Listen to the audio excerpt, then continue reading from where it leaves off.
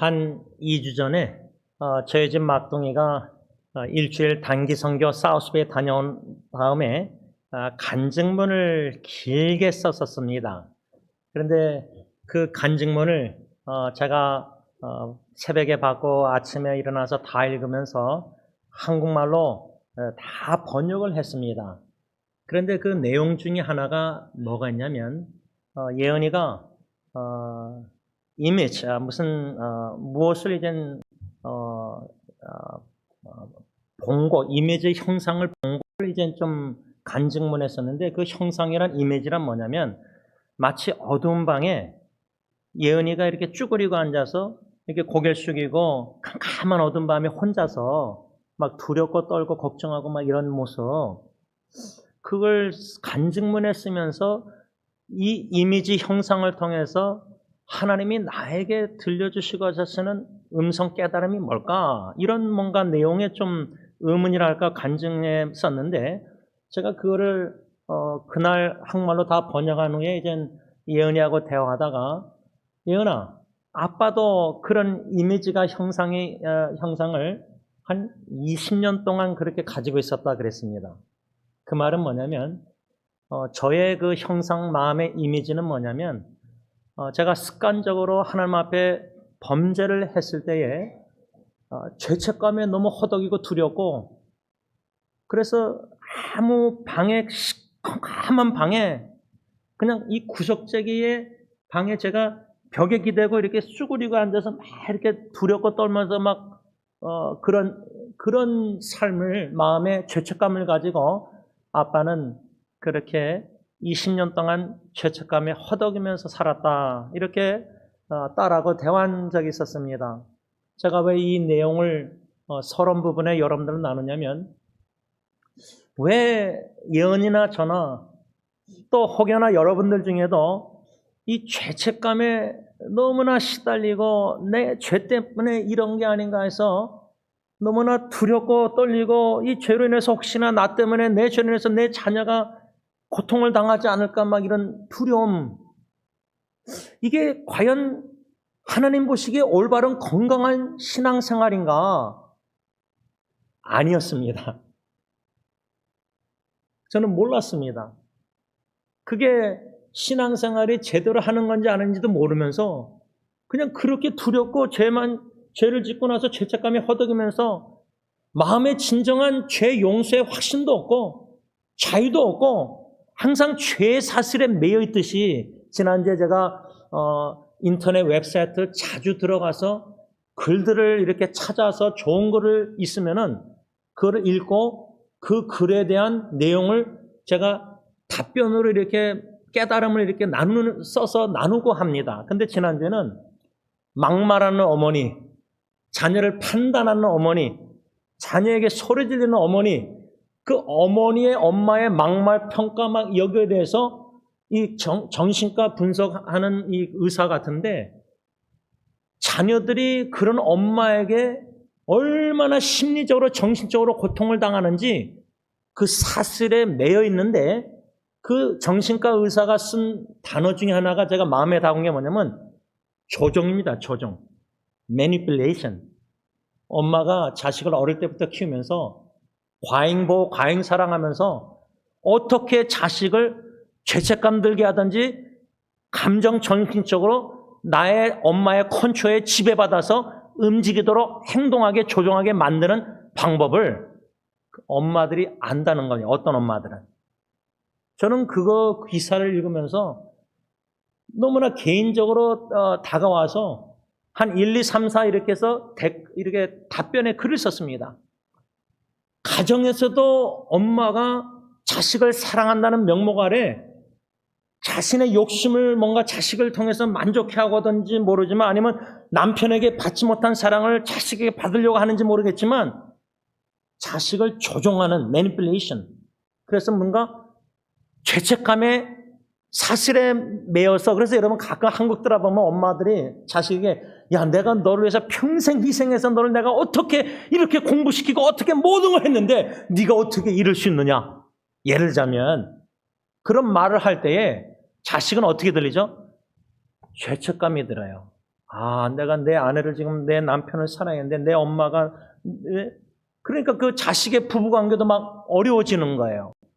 이런 것처럼 하나님과 우리의 관계가 마치 그런 조종하고 컨트롤하는 엄마처럼 우리 하나님이 뭔가 우리를 컨트롤하고 지배하고 뭐 조종하는 것 같이 그래서 죄책감을 들게 해서 막 행동을 이렇게 말씀의 계명의 율법에 순종케 만들려고 하는 것 같고 신앙의 기쁨이 없고 신앙에 뭔가 두려움이 있고 마치 두려워서 떠는 검은 어두운 방에서 이것이 과연 하나님이 독생자 예수 그리스도 십자가에 내오시기까지 사랑의 아버지와의 관계에서 그렇게 신앙생활하는 것이 자녀가 올바른 것인가? 아니면 사랑의 하나님이 저처럼 죄책감에서 20년 동안 허덕이면서 어두운 방에 막 괴롭고 죄책감 들고 그러면서 교회는 신앙생활은 겉으로 할 건 다 했어요. 봉사도 하고 예배도 드리고. 근데 마음은 죄에서 자유가 없었어요. 항상 죄의 무거운 무게가 제 마음을 억눌렀어요. 여러분, 고통의 질병의 무거움 있잖아요. 또 인간관계에서 사랑하는 사람들과의 상처 속에서 그 마음의 무거움이 있잖아요. 괴로움. 근데 그런 모든 것보다요. 죄책감의 무게가 제일 무거운 것 같아요. 저는요. 그 짊어지기가 여러분 1, 2년이 아니라 제가 20년 동안 어두운 방에 그렇게 죄책감의 무게를 지면서 겉으로는 교회 와서는 태어난 척으로 전도사 찬양 인도하고 아이들 다 하고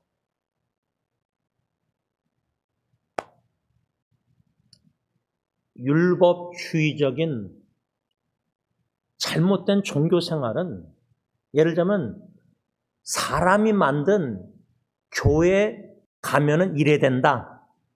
예수 믿고 교인이면은 이래야 되고 이러면 안 된다. 뭔가 사람이 만든 규칙, 규정, 규례, 법이 많아요. 교회에 가면은 양복을 입고 뭐 양장을 입고 쓰레빠 신으면 안 되고 모자 쓰면 안 되고 저 어릴 때 자라면서 그런 거 많이 좀 뭐래요. 그게 제가 주소 잘못 배운 건지 하여튼 그런 게 많았어요. 또 떠들면은 교회 어르신 장로님 누가 막 혼내고 아이들 막 교회에서 막 뛰어다니고 그렇죠? 여러분 영어 예배 때 예서 교회 우리 강아지 데리고 들어와서 예배 드릴 때 어른들 같으면 야 어떻게 본당의 예배당에 강아지를 데리고 들어올까? 이런 분들도 있을 수 있을 거예요.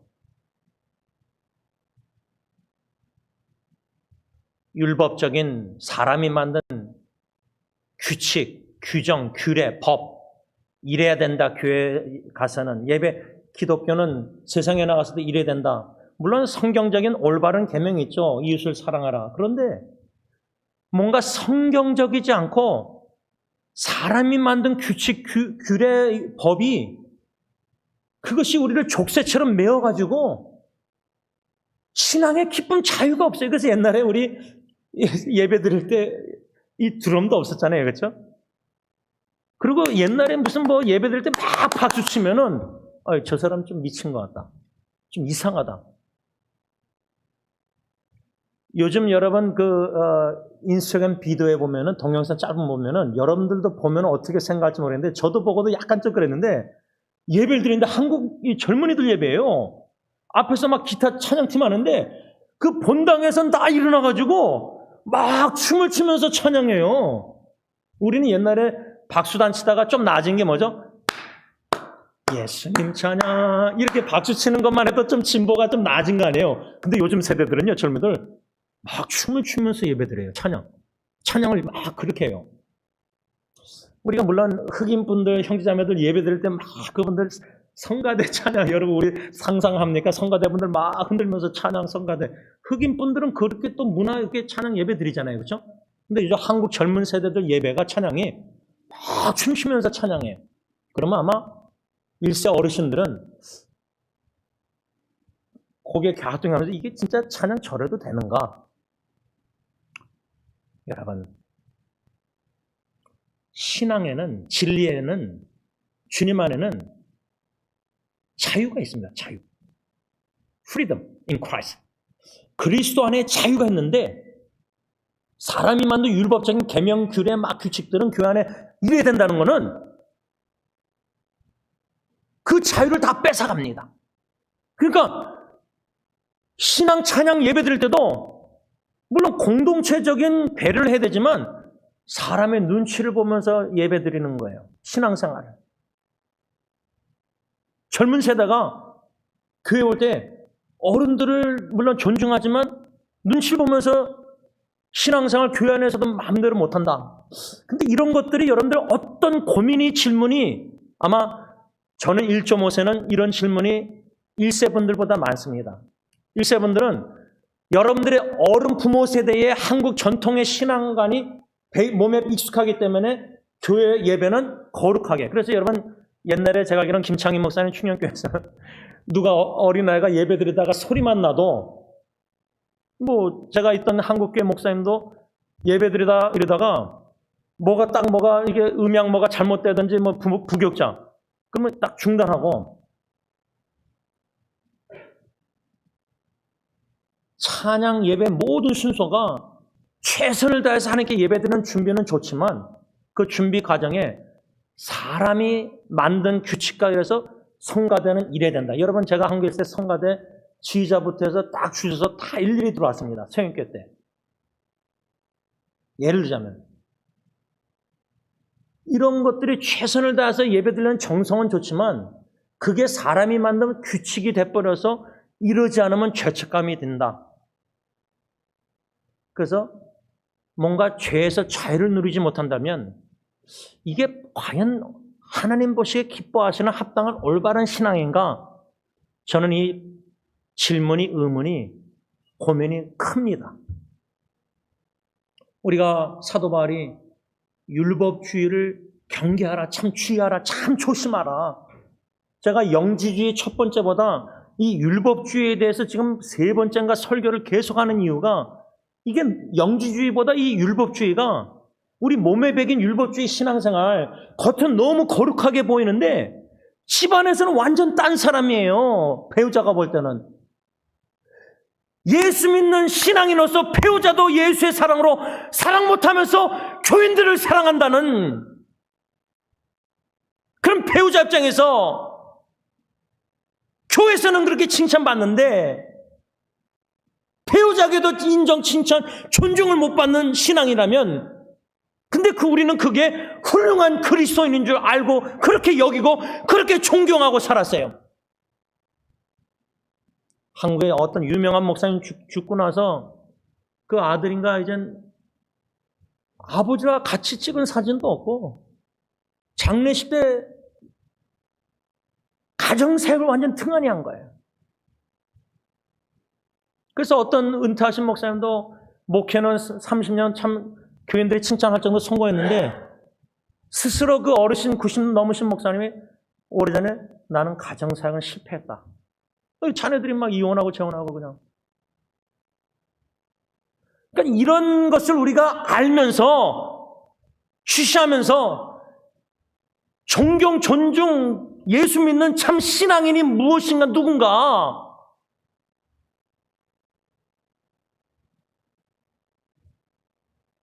율법적으로 거룩한 척하지만 거룩한 생활을 안 한다면 가정에서부터 그게 진정으로 우리가 존경심이 나갈 수 있는가? 과연 나를 담임 목사를 여러분들이 볼 때 껍데기 보이는 제임스 목사의 여러분들 교회 앞에서의 모습이 아니라 강단에서 제 아내와 딜런 예리 예언이가 가정에서 저를 어떻게 보느냐? 더 나가서 하나님 앞에서 불꽃 같은 눈으로 거룩하신 주님이 지금 이 예배 시간에 설교를 우리가 들으면서도 마음 생각도 다 아시는데 어떻게 하나님 앞에서 우리가 다 숨길 수 있습니까? 그런데 그 하나님께서 율법주의를 주의하라는 바울을 통해서 주시는 메시지를 통해서 그리스도의 사랑으로 이 율법주의적인 잘못된 삐뚤어진 균형 잃은 종교생활을 이겨나갈 수 있다.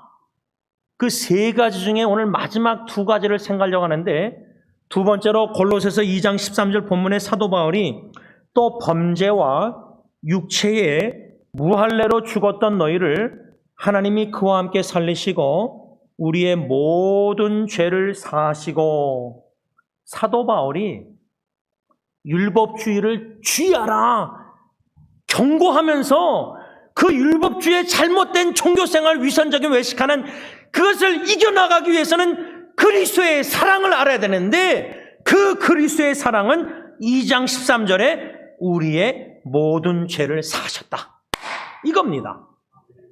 예수의 십자가의 보배로운 피의 그 죽으심은 우리의 모든 죄를 이미 다 용서하셨다, 사하셨다. 사죄 확신. 우리가 아까 사랑의 확신이 중요하다 그랬잖아요. 하나님이 나를, 제가 가정사역에 위기가 있었을 때 진짜 하나님의 역사를 언제 경험했냐면요, 그냥 무난하게 아이들 이럴 때는 그런지 아는데, 진짜 아이들이 엄청난 위기 가운데 부모의 마음이 너무 괴로울 때요. 그럼 괴로울 때 반응이 자식에게 자연스럽게 사랑이 이렇게 잘 안 돼요. 마음이 아프니까 걱정도 자꾸만 자식에게 표현이 되고, 두려움도 뭐 여러 가지 분노도 이런 게 다 아이들이 느낄 정도로 자연스럽게 사랑으로 용서하면서 이렇게 품지 못해요, 아이가 자식 잘못했을 때. 근데 하나님은 그렇게 하게 하시더라고요. 내가 한 게 아니에요. 내 안에 그리스도가 자식을 용서케 하세요. 그래서 그냥 사랑스러운 거예요.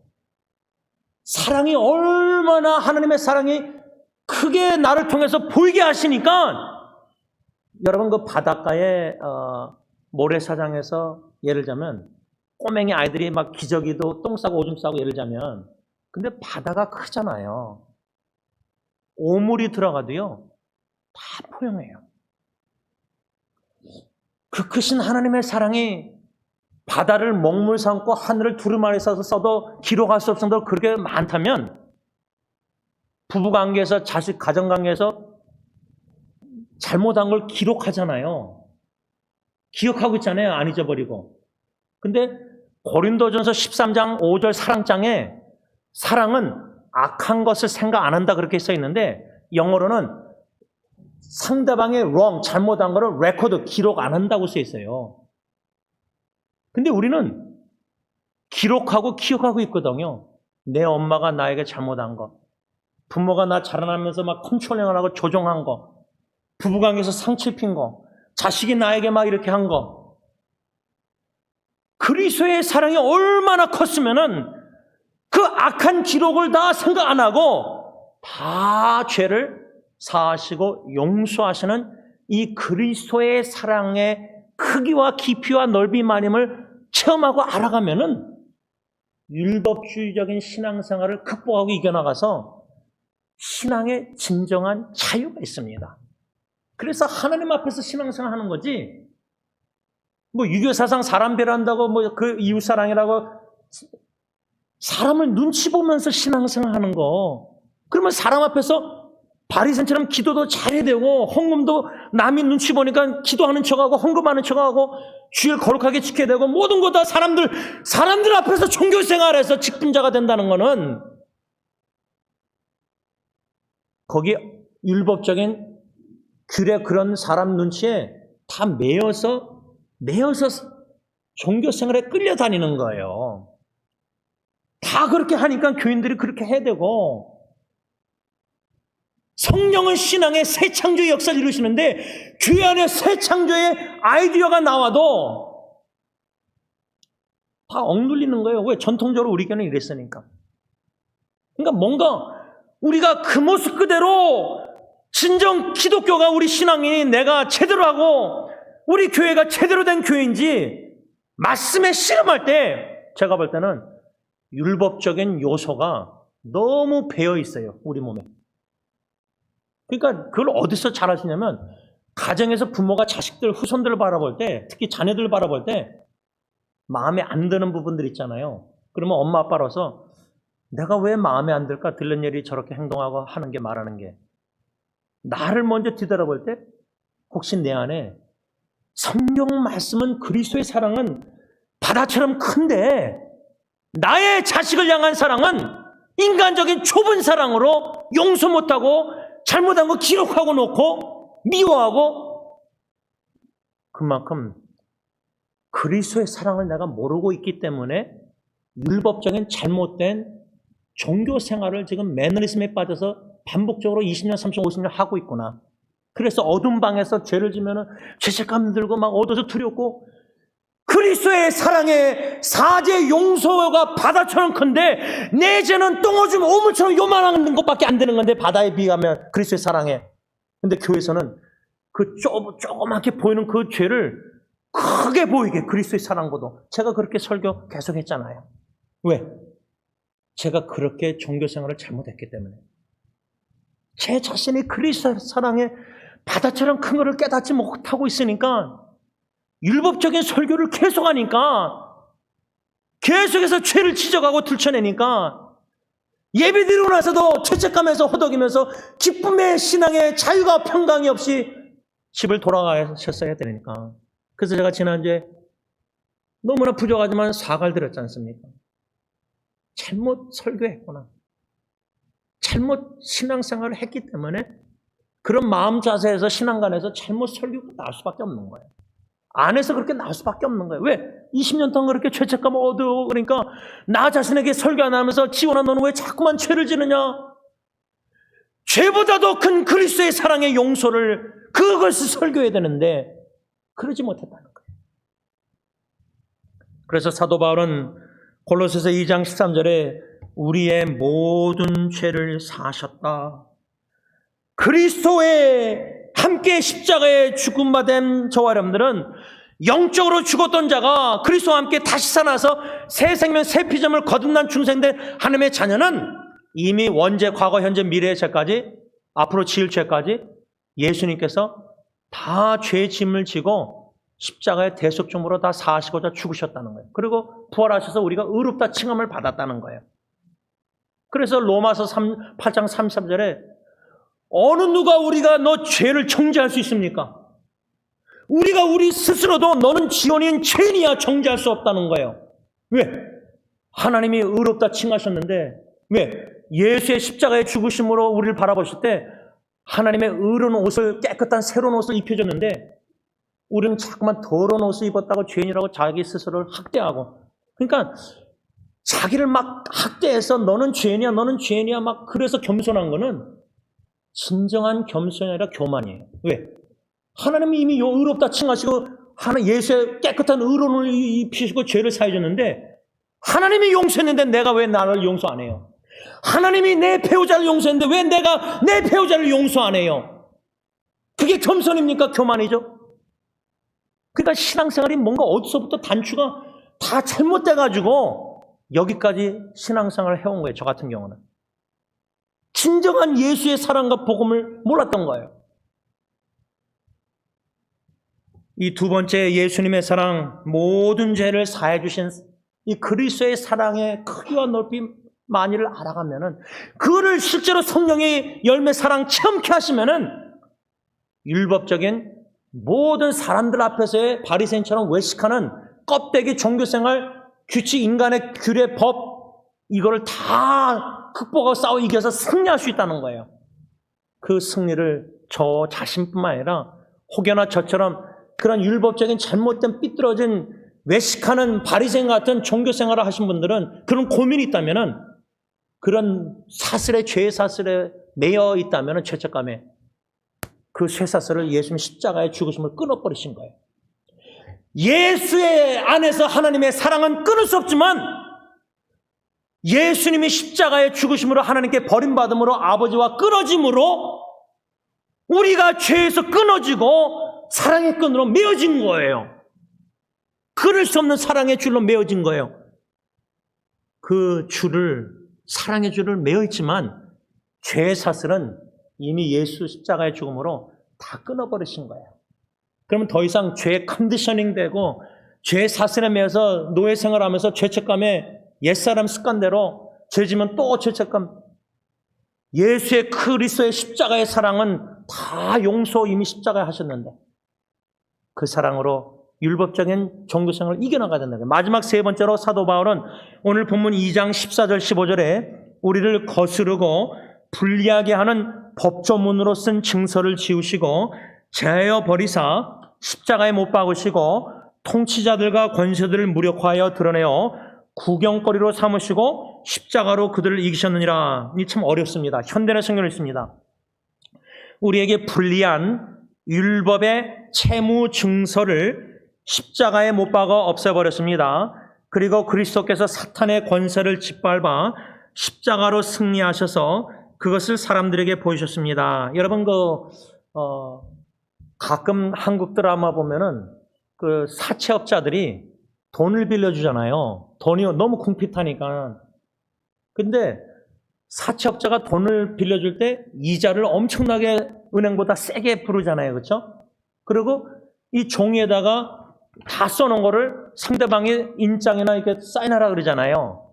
그래서 돈 못 갚으면은 거기에 채무 증서 의무를 감당 안 하면은 뭐 간을 쓸게 빼주는, 예를 들자면 여기 성경에 오늘 2장 14절 15절에 현대의 성경에 우리에게 바울이나 골로새 교인이나 라우디게나 우리 승리교회 여러분들 예수 믿는 우리에게 불리한 율법의 채무 증서, 그것을 예수님이 십자가에 못 박아 없애버렸다. 이거를 어떻게 좀 쉽게 설명하냐면, 제가 한국에서 수양관에 가서 대학부 수련회를 인도할 때 밤에 이제 모닥불 피잖아요. 우리 엔세나다에서도 막 모닥불 했잖아요. 바깥에 아이들이. 근데 그 행사 중에 하나가 뭐냐면 그 예배 그 파주 수양관 거기 안에서 예배 드릴 때 다 뭐 종에다가 다 쓰라고 볼펜하고 줬는데 뭘 썼냐면 예배 드리고 나서 생각나는 죄를 다 기록하라 그랬어요.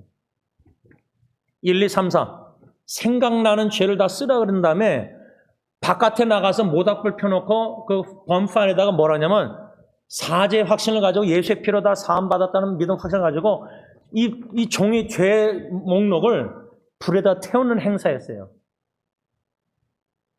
오늘 이 2장 14절 15절에 우리에게 불리한, 예를 들면 율법의 채무증서, 뭐 죄의 기록들, 내가 지금 죄진 생각들, 기록들, 그거를 십자가에 못 박아 다 없애버리셨다. 그리고 그리스도께서 사탄의 권세를 짓밟아 십자가로 승리하셔서 그것을 사람들에게 보이셨다. 여기서 지금 사도 바울이 예수 그리스도의 사랑이 무엇인지 세 번째로 알려주는 게 뭐냐면, 예수 그리스도께서 사탄의 권세를 짓밟아 십자가로 승리하셔서 우리에 대한 혐의, charge against us, 혐의를 도발하셨다.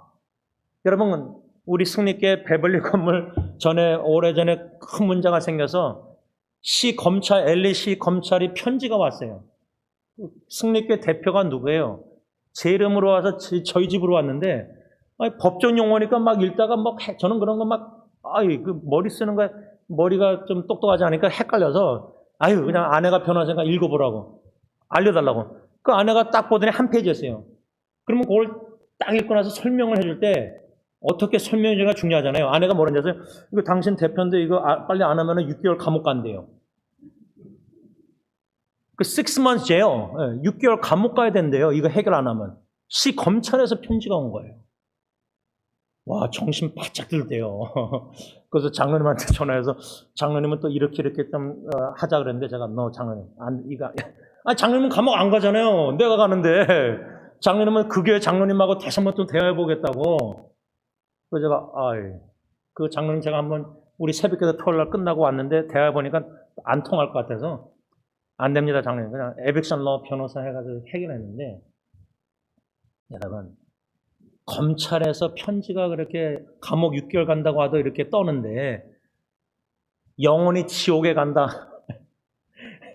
이거 웃을 일은 아닌데 죄송하지만 뭐 사채업자가 의무 안 지키면 그 사람 잡으려고 막 그렇게 깡패 동원하듯이, 예를 들자면 사탄의 무리를 이끌어가지고 그런 율법의 채무증서로 너는 죄인이고 너 또 봐라, 너 또 죄인됐지, 자꾸만 죄를 지적하고 죄를 쫓아내고 죄책감 들게 만들고 죄의 사슬에 매이고 옛사람 옛습관대로 죄의 종로를 하게 만들려고. 근데 예수님이 그 사탄의 권세 십자가에서 다 물리치고 승리하시고 그 우리에게 불리한 이런 율법의 채무성 모든 이 죄악된 기록을 이미 예수님이 십자가에서 다 사하신 거예요. 다 찢어버리시고 불태워버리신 거예요. 다 용서해 주신 거예요. 우리에게는 혐의가 없는 거예요.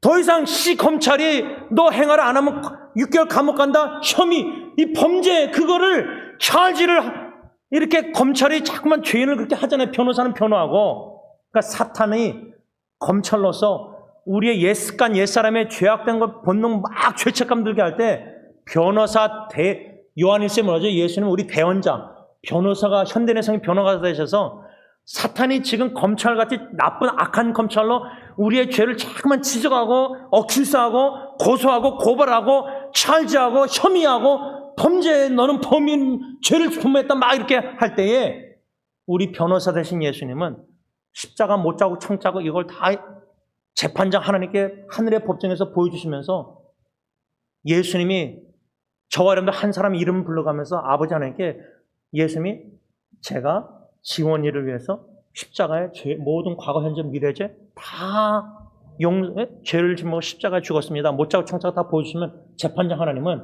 이미 의롭다 칭하셨으니까 예수의 십자가 죽으신 부활하심을 보고 우리를 죄 없다, 너는 의롭다 칭해 주신 거예요. 그러니까 죄를 짓는 의인이에요. 예수 오시기 전까지는 아직도 이 육체 몸이 있으니까 자꾸만 육체의 법을 따라 죄를 안 짓고 싶은데 원치 않는데 로마서 7장 사도 바울처럼 자꾸만 죄를 지니까 이건 내가 아니라 내 안에 죄가 이렇게 강하게 죄를 짓는 거예요. 그러나 공고한 사람 탄식기도 하잖아요. 그러나 로마서 8장 1절에 이젠 정잠이 없는 게 그리스도 안에서. 그러니까 재판장 입장에서는 하나님 입장에서는 예수 변호사를 보시고 지원이 너는 용서한다, 너는 의롭다 칭해 주신 거예요. 그 모든 혐의를 다 도말해 주셨다는 거예요. 다 불태워버린 거예요. 죄의 기록을. 사탄이 저 사람들보다 기록을 더 많이 하고 있어요. 더 알고 있어요. 그걸 자꾸만 아버지 하나님께 고소하는 거예요. 고발하는 거예요, 우리한테. 근데 로마서 8장 33절. 누가 우리를 정죄하고 누가 우리를 고발하리요. 의롭다 하시는 하나님이신데 말씀을 맺고자 합니다. 여러분, 이 오늘 말씀 어떤 분들은 어떻게 들리시면요. 저는 또 저같이 신앙의 모태신앙이나 이 고민하신 분들 이 죄책감이 자꾸만 들고 이 잘못된 거짓 검찰이 악하게 나를 미워하니까 매일매일 순간순간 생각에 자꾸만 죄의 기록을 쓰게 만들어요. 지원이 너 오늘 스피드 냈다. 지원이 너 오늘 거짓말했다. 과장했다. 지원이 너 오늘 부모에게 공경 안 했다. 지원이 너 오늘 네 아내를 네 자식을 양육 말씀으로 잘 안 했다. 기도 안 했다. 너 성수질 거룩하게 안 지켰다. 뭔가 사탄은 자꾸만 율법적인 사람의 계명을 전통적인 계명으로 우리 생각에 죄를 졌다는 기록을 자꾸만 심어주고 우리 마음을 막 억눌러서 어두운 방에 막 두려워서 떨면서 나는 죄인이야, 난 죄인이야, 나는 이 죄 못 이겨. 죄 중독에 빠져서 나 이거 못 이겨. 나는 참 악인이야. 난 악한 사람이야. 이렇게 사탄은 자꾸만 나를 규정하게 검찰이 자꾸만 고소하고 막 이렇게 죄의 무거운 짐을 자꾸만 나에게 지워주는 거예요, 마음에. 그럴 때 우리는 제가 그 어둠 방에서 20년 만에 어떻게 구출되느냐 제가 예은이한테 나눴어요. 아빠는 그렇게 살았는데 잘못 신앙생활했는데 빛 대신 예수님이 내 마음의 어둠 방에 두려워서 죄책감에 허덕이는 나에게 찾아오셔서 복음의 빛, 예수의 빛을 발해주셨다. 그러면 어둠 방에서 두려워서 막 어린 꼬맹이가 막 여러분 아이들 징계할 때 막 방에 문 잡고 못 나오게 하잖아요. 그래서 애가 자라나면서 어둠의 공포가 있어요. 그런 아이들은.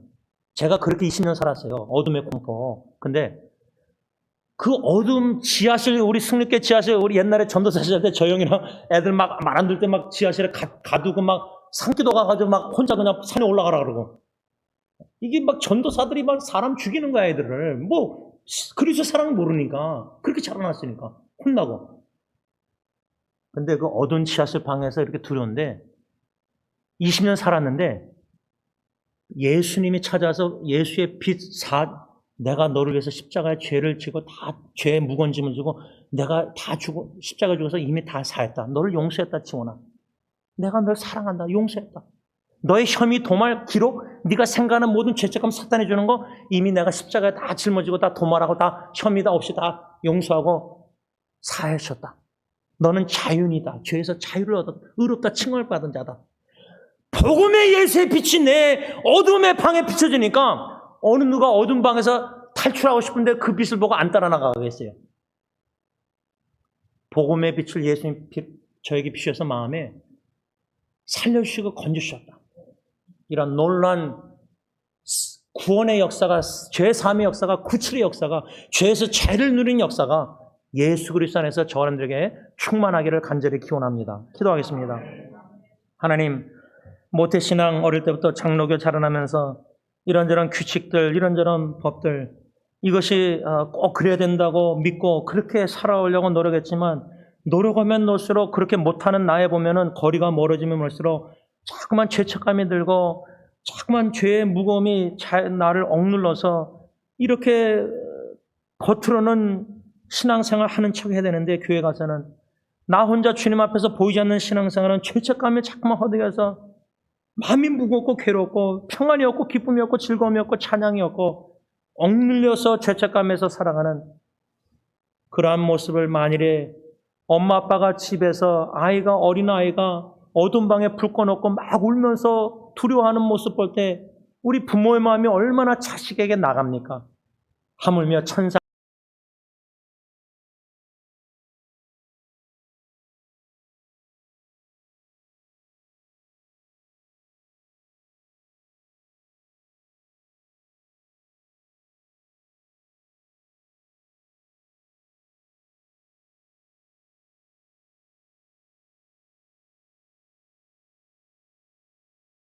하고 마음을 두드리고 계신 줄 믿습니다. 예수의 그리스도의 사랑은 바다와 같이 먹물로 싸도 기록할 수 없는 그 사랑은 우리 모든 과거, 현재, 앞으로 죽을 때까지 호스피스에서 마음 생각으로 지을 죄까지도 이미 다 용서하시고 도말하시고 혐의를 사탄의 권세를 짓눌러 이기시고 승리하신 줄 믿습니다. 이 승리의 확신과 죄사함의 확신과 구원의 확신과 사랑의 확신을 가지고 죄에서 자유를 누리며 보혈의 능력, 예수의 보혈의 능력을 믿고 승리의 삶을 살아가는 우리 모두가 되게 하여 주시옵소서. 예수님의 이름으로 간절히 기도를 올리옵나이다. 아멘. 우리 다 일어나셔서 찬송가 268장으로 바꾸겠습니다.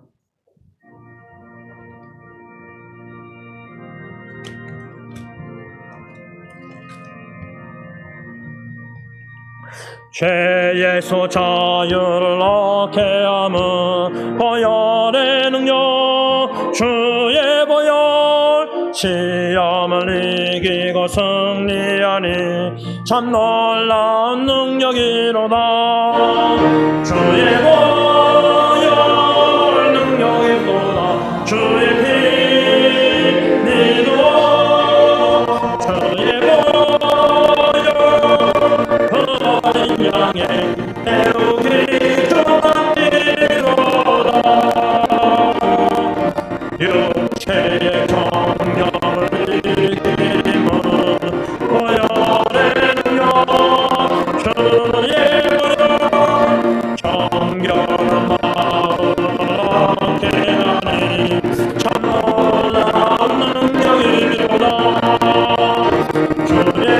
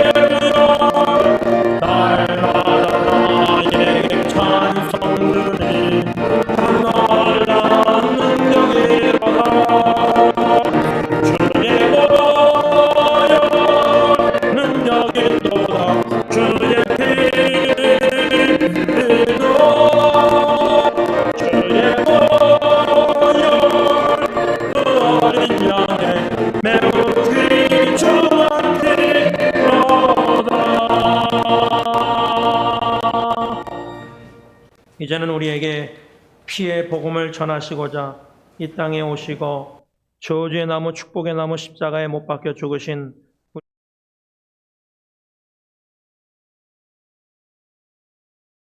저주의 나무 축복의 나무 십자가에 못 박혀 죽으신 우리 주 예수 그리스도의 그 은혜와 우리의 모든 과거 현재 미래 원죄 자범죄 고범죄 모든 죄를 다 용서하시고자 독생자조차도 아낌없이 십자가에 내어주신 아빠 아버지의 그 크신 사랑하심과 성령 하나님의 감동 감화 교통 인도하심이 예수 그리스도의 십자가의 사랑 보혈의 능력을 믿고 죄에서 자유를 누리는 모든 진정한 그리스도 안의 자유인들과 교회 위에 이제부터 영원토록 함께 있을지어다. 아멘.